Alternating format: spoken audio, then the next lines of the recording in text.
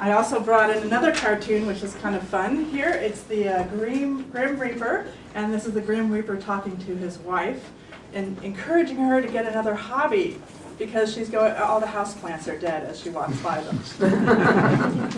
I've sequestered my orchids over here. Let me get them.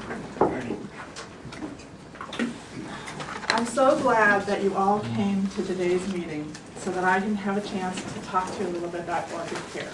Orchids are pretty simple. I brought in a few different vines here.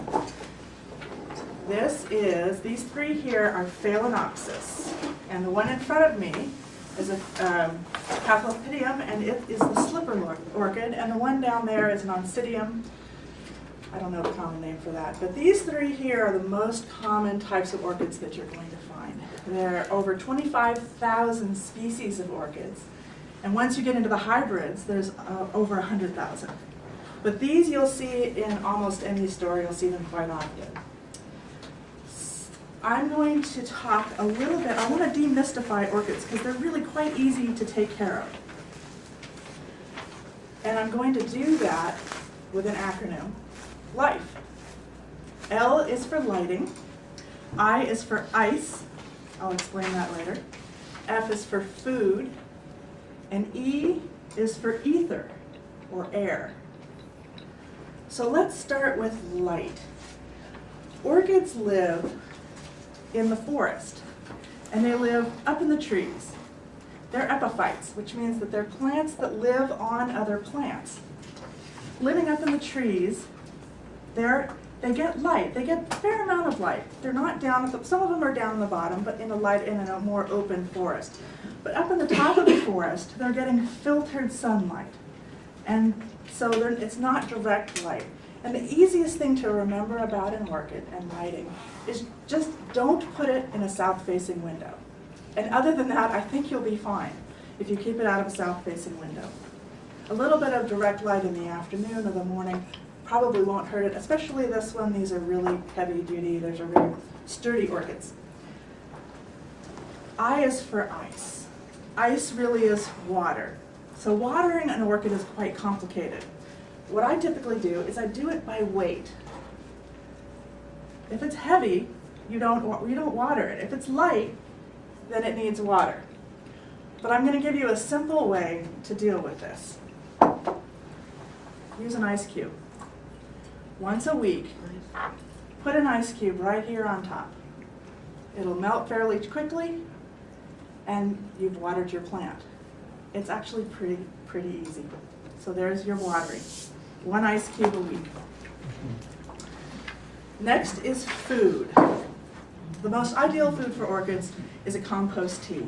How many of you compost? That's a topic for the future. If you were to compost, the best one, you make a little tea with the compost. It actually gets tea colored. You dip the orchid in it once a month, and you're done. For those of you that don't compost, you can go to any garden center, get yourself some fertilizer, follow the instructions. Really, it's just once a month. It's not that much. The orchids don't need the fertilizer so much to live. They get a lot of that. Remember, in the forest, they're epiphytes. They get a lot of that from what's around them. But in order to bloom, if you want them to bloom again, you'll need to feed them. And then we get to ether, or air. And that's important because, again, we're talking about epiphytes. And so these guys are living in the jungle.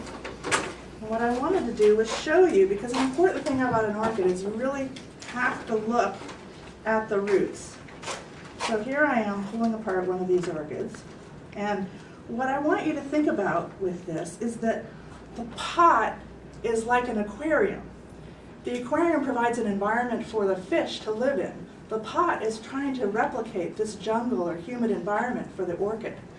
And in doing that, it needs to be pretty light and airy. So here's an orchid that's already bloomed, and you can see there's some, if you touch them, there's some nice fleshy roots in here, but there's a lot of these roots that have died and they're kind of stringy.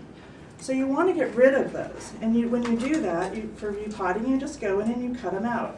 And then you can repot it. So this is an important part of keeping this alive. And this while it looks a little scary, I want you to know that you can do this. You can take it apart and you can put it back in. It's okay for it to be out. This one is very wet, so if you come across an orchid that you've watered too much, a good thing to do is to clean all this out and put it back in a little bit drier medium. And what I use is coconut bark. It's renewable, it's a renewable resource. It comes very lightweight and dry. Once you soak it in water, it holds a lot of water, which is what the environment that this needs, but it holds it very lightly. It's not compact and dense like soil. So this will help you to do this. So in reviewing, life, to take care of your orchids, light, no southern windows, ice, 1 ice cube a week, food, use a compost tea, start composting, and ether, make sure that the roots are nice and airy. Thank you, Mr. Testmaster.